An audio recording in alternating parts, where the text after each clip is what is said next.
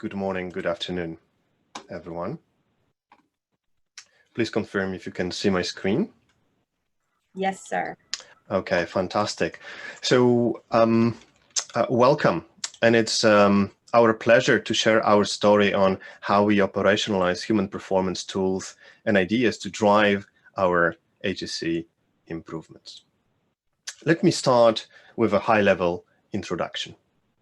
As an industry, we continually learn from incidents, and over time, we've become safer. The safer we are, the fewer incidents we have to learn from. In reality, the lack of accident is not a good indicator of how safe we actually are. For example, some of the largest industry disasters occurred with long-time injury-free operations. Therefore, we need to find a way to learn and improve when unintended consequences are absent.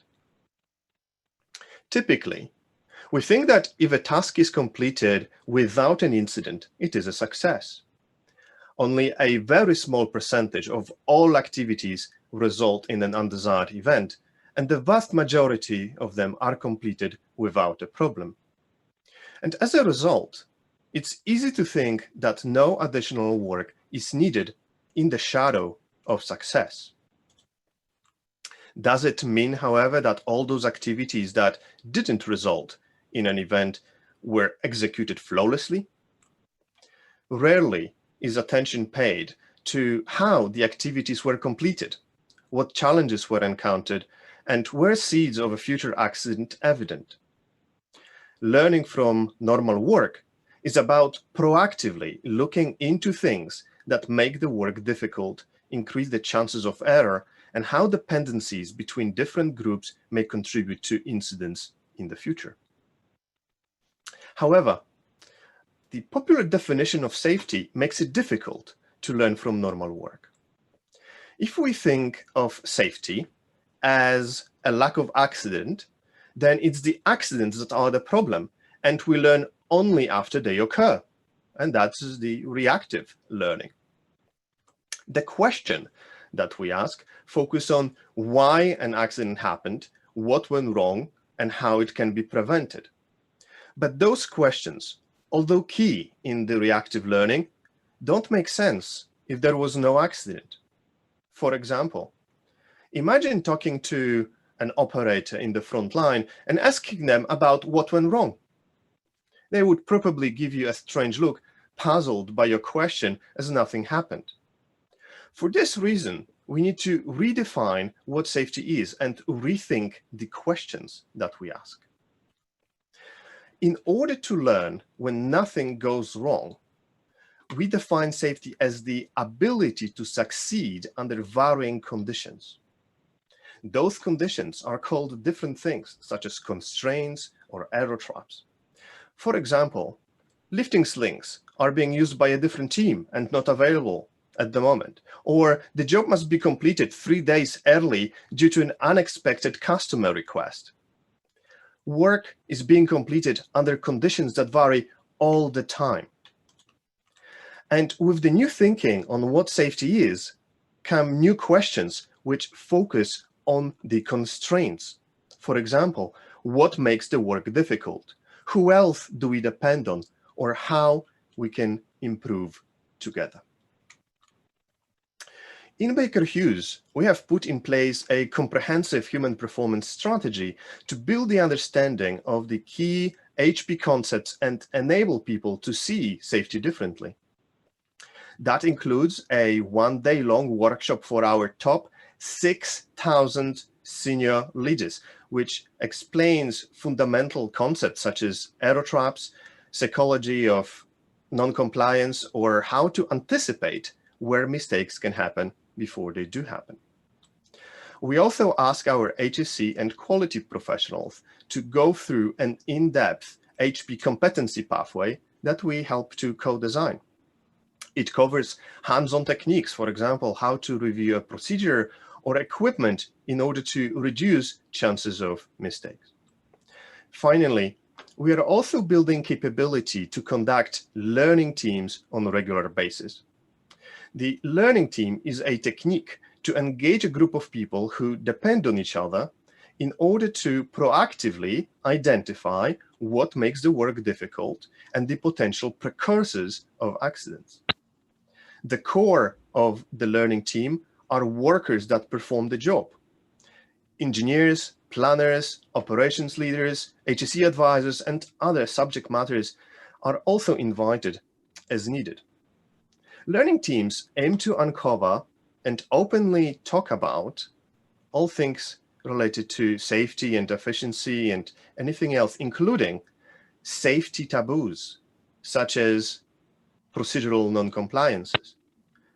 To enable such an open discussion, a high level of psychological safety is needed. And our learning team facilitator training puts strong emphasis on how to create and not lose trust of the workers when discussing what sometimes may be delicate matters. So now I'll hand over to my colleague, Bert, who will tell you what we've done in practice. Good morning, and thank you. As my colleague Marcin just noted, we've been using learning teams proactively. Many of you probably have seen this graph before, used by human performance experts. For those of you that haven't, the black line represents work as imagined or work as planned, whereas the green line represents the work that is actually being performed and how the employees are adapting. In short, we need to understand the difference and learn as much as possible from those performing the task. Doing so enables us to improve, reduce risk, even eliminate some hazards. A key point in understanding the difference in using the learning teams is that they are the doers and the real SMEs that can identify challenges, constraints, dependencies, error traps, along with system weaknesses. So where did we begin identifying where we could capitalize on using learning team approach? Well, we began by analyzing our safety management system high risk activities. Then we created a heat map at each location to determine what high risk activities were actually being performed and which activities we should start with at that location. During that time frame, of 2019 and year to date 2020, we've done over 48 learning teams across high risk activities within our organization in the offshore arena. Each of the learning teams have been able to identify some incident precursors and system weaknesses that were systematically addressed.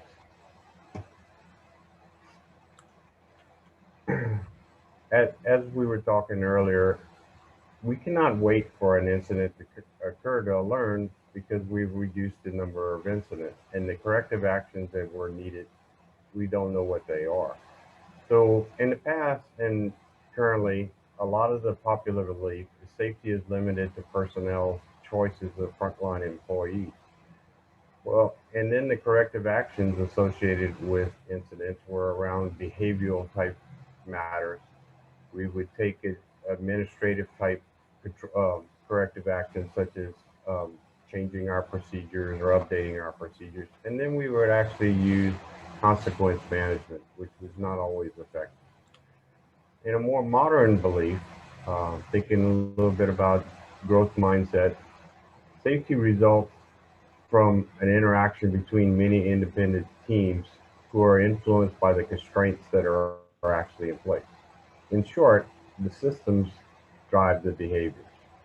And when we look at corrective actions, we are now looking at things such as hierarchy of control, putting in multiple defenses, removing restraints and error traps, and optimizing the dependencies between the different groups to help us move forward in a more positive light. After each of the learning team conducts a learning sessions to tell the story of how the work is really done, we conduct a short session on opportunities where the team makes recommendations. As part of the session, we complete a recommended strength of defense matrix using the hierarchy of control. If you look at the table that's on the screen now, you basically see the hierarchy of the controls across the top, and then how we actually use those hierarchy of controls. The purpose of the control is also identified by the team to help us understand where that control would be most effective. So having the learning team assist leaders in addressing that hazards and removing error traps, the strength of defense matrix provides a degree of sustainability by improving the associated procedures and risk assessment. It also helps in communication of the controls and barriers implemented to reduce the risk potential. Another aspect, which I really like, is that the workers have the input and ownership in the improvements as well as the controls that are used. The on-screen example format with some common is formatted with some common types of controls used in from previous learning. It's not specific to any particular task. It's just types of controls that one might consider when applying controls in a defense matrix. In this example of a learning team, we had a team that was able to remove some error traps and help strengthen our organizational processes. And the team was working with these large spools. This is a 15,000-pound spool being lifted with a standard 10-ton crane. As you can see in this picture, they actually have a shaft being installed into the spool, but you can see the size of the spool. The spool needed to be lifted 6-8 inches, less than a foot high, and moved across the room. In short, you would think, well, okay, that's not that difficult to do, but it is. And one of the things that we picked up on, even though the crane operator was not in the line of fire, he was a little too close. And the reason was the crane controls were using a appended cable type system. And it was limiting the operator of the crane where he could stand and his visibility. So that required him to use a spotter. The spotter being on the other side and the size of the spool, it was difficult to see each other. So they had to use verbal commands. When they started looking at the crane controls actually had left, right, forward, and back type buttons on there. So depending on the orientation of the spotter versus the crane operator and the limited visibility, you could easily make a mistake in the direction that you wanted the crane to move.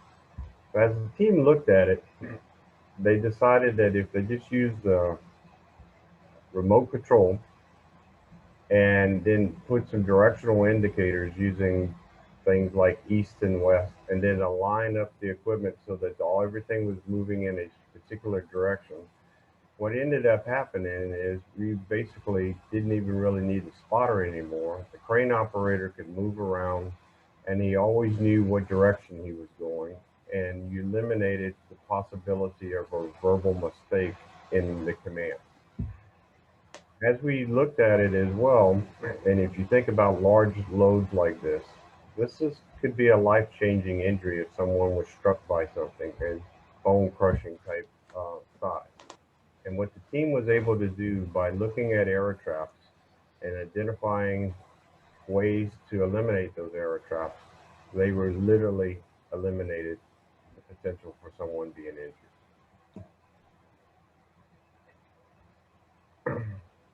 So far, our results in doing the learning teams, we've been able to reduce the severity potential of many of our incidents as much as 22%.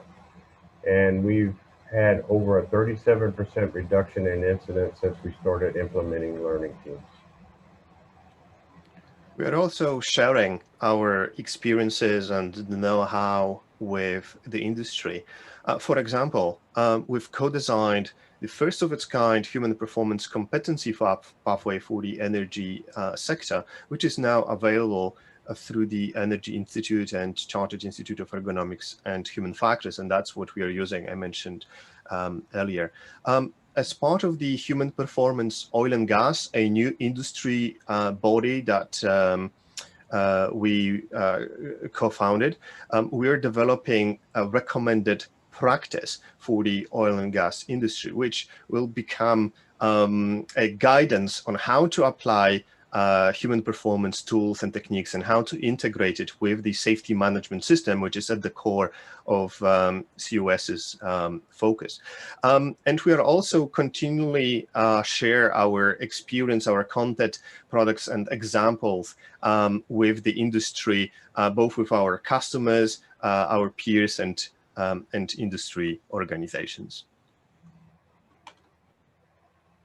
At Baker Hughes, we believe there are 5 fundamentals to having a perfect HSE day, meaning, in short, no accidents or spills.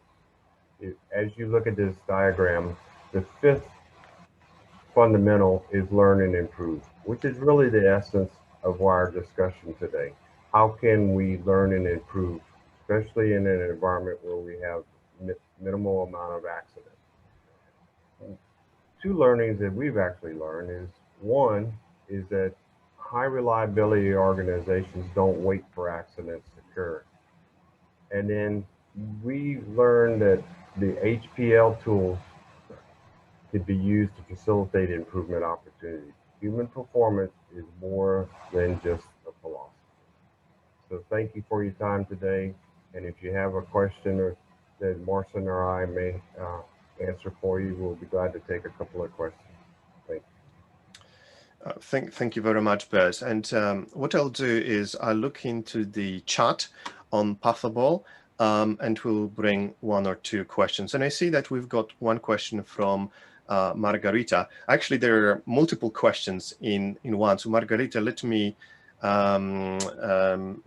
focus on 1 of those. So Margarita says, Marcin has indicated the importance of the workforce involvement in safety. How often do they report safety issues, and are there statistics on the use of stop of work authority as enabled by SEMS regulation? But I think that would be. Well, stop work is always used, and starting at the bottom of the question. And they always have the authority to stop work. One of the things that we're learning is people learn to adapt, and they don't always fully understand that there is a potential error trap where they can make a mistake, and a mistake could be catastrophic. So using the learning teams, they've learned more about the risks that they're dealing with and how to control those risks. As far as the work organization to participate, it was really at first when we introduced the learning teams, it was amazing that after we did one, they all came back and said, this is really good stuff. We started with our heat map of where we wanted to work from. But the managers even came back to us and the leaders and said, you know, I have this kind of chronic unease about this operation. Or the employees would say, well, you know, we do these things and they're relatively safe, in my opinion, but I think we have some opportunities for improvement. So in essence, they did, in short, call a stop work and ask for facilitation of the learning team. Does that help? Thank you very much, Bert. And let me just add that in addition to our workers, encouraging our workers to stop the work, and yes, we do have those statistics. And in addition to encouraging workers to report hazards, I think what learning teams bring and what we are highlighting with what we consider the new definition of safety goes beyond hazard recognition, because the variability in the work environment, or those constraints and varying conditions, those may not be obvious hazard. So for example, the information I don't have about something that's not typically construed as a hazard and yet may be critical to safe execution of work, and ability and capacity to organize and deliver work under those varying conditions. I think this is key. And when we bring different people together, we can learn from them where are those issues and difficulties and challenges and what makes the work difficult. Which makes me to the second question from Claude. What is the general makeup of the learning teams? Where do they take place and duration? Also, were your facilitators trained internally and from external sources? So, Bert, let me start with that one. The general makeup of the learning team, the starting point is people who do the job. That is the critical point, whatever that job is. If you are analyzing, if you're discussing, have people who do the lifting in the room. And this is to avoid discussing work as imagined and focus on work as done. And depending on the scope, complexity, and a couple other variables, you may then invite other people. That may be a lifting engineer, that may be a planner, and maybe an HSC advisor, and whoever else is contributing to that activity. And so where do they take place? Preferably on where the work is taking place. So that would be frontline or the shop floor, and where that is not possible, then it would be as close to the front line as possible. So in the conference room, so that we can have access to locations where the work is done. The duration vary. There may be, depending on the scope, there may be very short ones. There are typically 2 sessions for learning teams, one focused on uncovering error traps and another one on solutions. So they may vary from 1 hour per meeting to 4 hours per meeting. And our facilitators at the moment, yes, we have developed the internal training for our facilitators, but we're also grateful to grateful for Chevron's help initially and their contribution and guidance. Bert, anything to add? Yeah. First off, we make sure our employees understand that the teams have clear ability to be open and honest, and there's no recourse. And when we facilitate the training for our trainers, yes, we will do an exercise where they'll facilitate a training class and have another facilitator in there to help them with their first session. Because as facilitators, you know that you want to try to get open-ended questions and ask the right things to truly facilitate, driving them to identify what really lies beneath and what might go wrong. The sessions usually last, as Marcin said, about an hour. And what we try to do is have what we call a little downtime in between. So we might do an hour one day and do an hour the next day. And those are a common question that I'm getting a lot right now is how do we do this in this virtual environment? Baker Hughes has some smart helmets. And one of the nice things about that is the employees can actually walk out there and actually do a show and tell using the smart helmet technology. It's like walking around with a phone that's connected to your helmet. And you can actually see the activities and things of this nature. So it's been a real nice aspect as far as being able to learn additional ways to capture what actually occurs. And our facilitators are constantly being trained and adapting to the current environment. Thank you, Bert. And just to add, for those of you who may not have heard about smart helmets, it's a safety helmet with the camera and the sound system attached to it. So the worker can be in the field, and you may be sitting in the office, and there would be a stream to your computer from their helmet's camera, so that you can see what they are seeing, and then you can talk in live. And we've got time maybe for a last question, and maybe that would be for you, Bert. How long have you been implementing the learning teams, and how long did it take to begin seeing the changes and improvements? We've been doing learning teams now for almost 2 years.